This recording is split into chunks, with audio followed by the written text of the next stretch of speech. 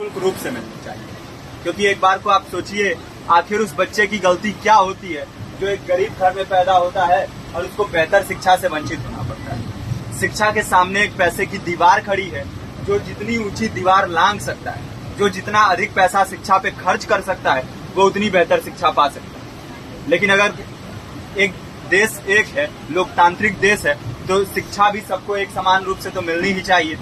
आज परिस्थिति ये है कि एक तरफ तो प्राइवेट स्कूल हैं जो लूट के अड्डे बने हुए हैं, वहां पे आप एडमिशन कराने जाएंगे तो सिर्फ एडमिशन के नाम पे ही आपको 10,000 20,000 रुपए देना होगा। और कमीशन खोरी का ऐसा धंधा है कि कॉपी, किताब, टाई, बेल्ट, ड्रेस, जूता कहाँ से खरीदना है ये आप नहीं तय करेंगे वो प्राइवेट स्कूल वाले। यानी आम लोगों की मेहनत की आखिरी कौड़ी उनके जेब से वसूल लेना चाहते हैं। और दूसरी तरफ सरकारी स्कूलों में न तो पर्याप्त टीचर है, न पर्याप्त बिल्डिंगें हैं।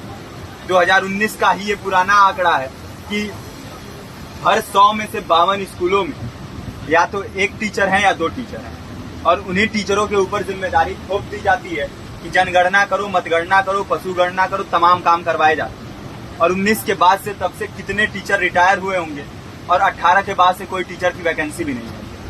आप खुद भी सोच सकते हैं ये परिस्थिति और कितनी बिगड़ी हो। इसीलिए हम लोग ये मांग उठा रहे हैं, चाहे कोई राष्ट्रपति का बच्चा हो या किसी मजदूर का, सबको शिक्षा एक समान मिलनी चाहिए और निःशुल्क रूप से मिलनी चाहिए। प्रेमचंद ने अपने दौर में भी कहा था कि एक सभ्य समाज में ऊंची से ऊंची तालीम मुफ्त होनी चाहिए और इसका पूरा खर्च गवर्नमेंट को उठाना चाहिए, क्योंकि हमारे देश को फौज से ज्यादा आवश्यकता तालीम की है। और शिक्षा से जुड़ता हुआ ही दूसरा मुद्दा हम लोग उठा रहे हैं। दूसरा मुद्दा है रोजगार का। रोजगार की परिस्थिति ये है कि आज सरकारी सेक्टर हो या प्राइवेट, सब कुछ ठेका संविदा के हवाले किया जा रहा है। परमानेंट नौकरियां लगातार घटाई जा रही है। इसी रेलवे में 1995 के आसपास लगभग 18.5 लाख कर्मचारी काम करते थे, लेकिन आज उनकी संख्या 12 लाख है। आप खुद भी सोच सकते हैं कितने बड़े पैमाने पे परमानेंट पदों को घटाया जा रहा है। और आज आलम ये है, एक तरफ लाखों पद खाली पड़े हैं, फिर भी कोई वैकेंसी नहीं निकलती। जो वैकेंसियां निकलती हैं उनमें भ्रष्टाचार होता है, पेपर लीक हो जाते हैं। RO, UP police, BPSC, SSC, CGL, ऐसे तमाम पेपर लीक हो चुके हैं, आप लोग भी जानते ही हैं। अभी नीट की धांधली में ये पता चला कि एक एक पेपर 30 लाख से 50-50 लाख रुपए में बेचा गया। हम और आप तो ये पैसा नहीं दे सकते। पूरी की पूरी कारस्तानी सरकार, प्रशासन, शिक्षा माफियाओं की होती है। और भुगतता कौन है?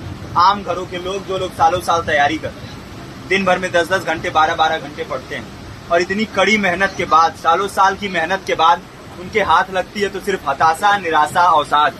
बहुत से छात्र नौजवान जो इस बेबसी में, इस डिप्रेशन में नहीं जी पाते, आत्महत्या तक के कदम उठा लेते हैं। लेकिन ये देश की विडंबना है कि टीवी चैनल, अखबार, मीडिया, नेता, मंत्रियों के लिए कहीं ये कोई मुद्दा नहीं है। उनके लिए मुद्दे हैं तो जाति, धर्म, रंग, नस्ल, अगड़ा पिछड़ा। आज जब पूरी परिस्थिति इतनी भयावह है तो ये जरूरी है कि लोगों के बीच में जाया जाए, लोगों को संगठित किया जाए और एकजुट किया जाए।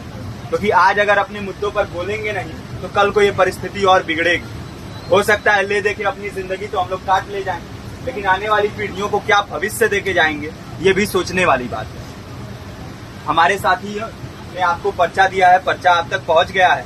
पर्चे में और भी बातें हैं, इसको पूरा विस्तार से पढ़िए।